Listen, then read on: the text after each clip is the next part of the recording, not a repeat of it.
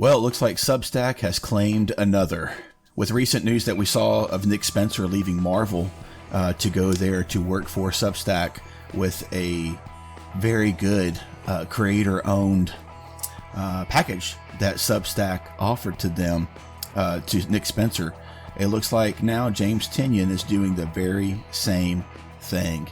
As a matter of fact, James Tynion is heading to Substack to work with them on his own creator-owned projects, while Substack foots the bill to get them launched and made and up and running. James Tynion dumps Batman to create his own comic books. As you can see here, James Tynion, his last issue of Batman is going to be 117. That's coming out in November. And then he'll wrap up his run on the Joker in April 2022 with issue number 14. It says here, the decision comes as Tynion already has 4 successful creator-owned titles competing for his attention. He's got The Nice House on the Lake, he's got Wind, Something is Killing the Children, and The Department of Truth. Both of those last 2 are in TV development. And honestly, James Tynion has kind of, I don't know, he's had a lot of success here recently, especially with these books that we just listed here. And Something That's Killing the Children has been very successful for him, but also I think it has also been the most successful ongoing Boom Studios book. I could be mistaken on that. I know they have some other licensed properties, but I think as far as a creator-owned project, that has been their most successful ongoing book. Looking at what's going on here, they offered him a 3-year renewal, and here he has been working on Batman for the longest time. So he had to choose between that and another contract from the subscription newsletter platform Substack, and Substack apparently won it hands down, because he says right here, Substack's contract is the best I've ever been given in a decade as a professional comic book writer. And he's worked for almost everybody: DC, Marvel Comics, Image, Boom, others. A grant. I don't know why they're labeling this as a grant. I'm not sure what's going on there. But apparently this grant gives him everything that he needs to start his own slate of original comic book properties there with his creators that they will own completely. Substack is taking none of the intellectual property rights or even the publishing rights. So while he retains these rights for IP and for publishing, it makes me wonder, they're going to get paid somehow off of this, which I think is cool. It's like, we're going to upfront this, and then you, in perpetuity, you pay us whatever. You pay us 1% or 5%, some type of back end deal, like what you see with a lot of major studios, movie studios nowadays, with their talent. And right now, you're seeing Black Widow sue Disney because she didn't make some money on the back end like she was supposed to. But I digress. I think this is very cool. But guys, this is James Tynion, a professional, writing the best-selling book on the stands today, Batman.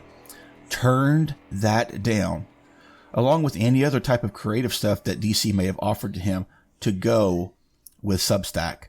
That tells you something right there. I don't have to assume anything. I don't have to make anything up or speculate about anything. That tells you right there that it's just not there for the creators nowadays at the big two. It's just unbelievable. Whenever your Batman writer, which reportedly has increased sales, he's created a ton of characters recently for DC. He said, "No, I'm out. This is better. This is so much better." And I don't blame him. I'm happy for the guy. I would like more creators to be able to do stuff like this. James Tynion goes on to say that he couldn't handle the workload of all the DC projects, and then this creator-owned stuff. So he said bye to DC.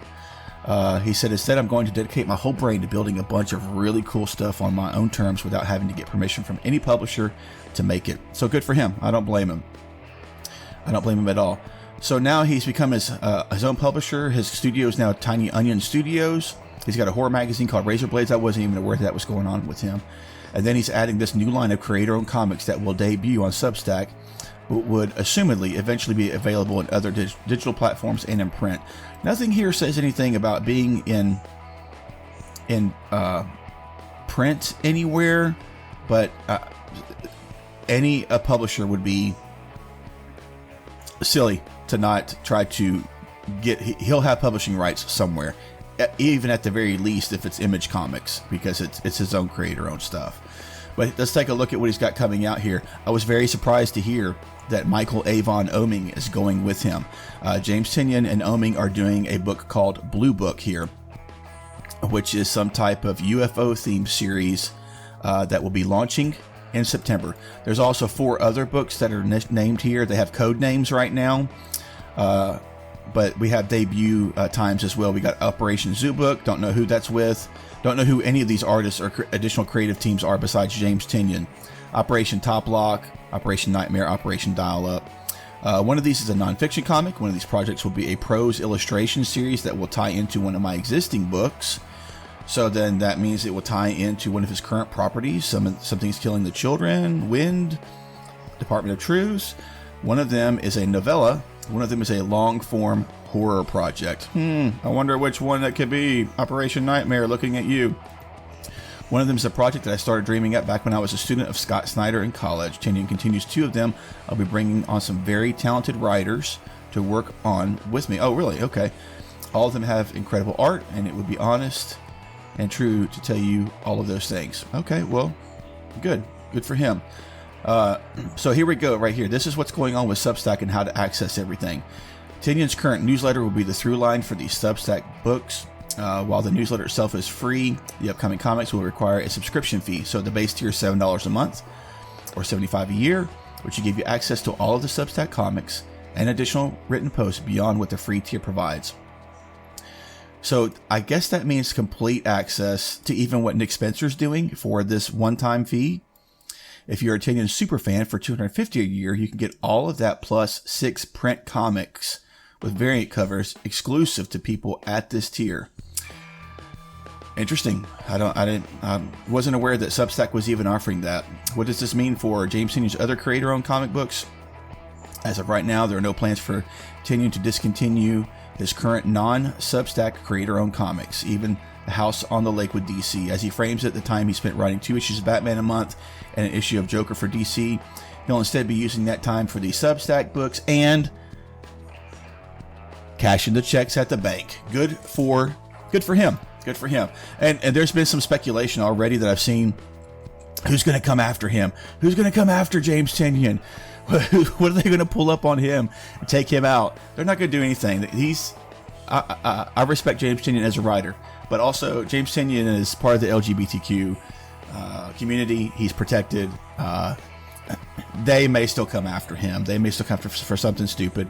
And it's not like he hasn't done any recent things to really upset me. He's canceled some people here recently. Hello, Warren Ellis. Yes, James, you did do that. You shouldn't have done that. But congrats on his success here. I'm very interested to see what's going on with Substack here and how this all plays out. So guys, answer this question for me in the comments. Who will Substack get next? Who would you like to see at Substack? Whether it's a current creator at any of the big 2 or any of the major publishing companies, or what about somebody that's been canceled? Personally, I would like to see Warren Ellis there. I just mentioned him. Why couldn't he go there and be a part of that? That would be amazing. I would like to see that. Who else? Who else would you like to see over there doing their own stuff? Answer that for me in the comments below. Hey, thanks for watching. If you haven't clicked subscribe yet, go ahead, hit subscribe and like for me. I really appreciate it. Take care, and I'll see you in the next video.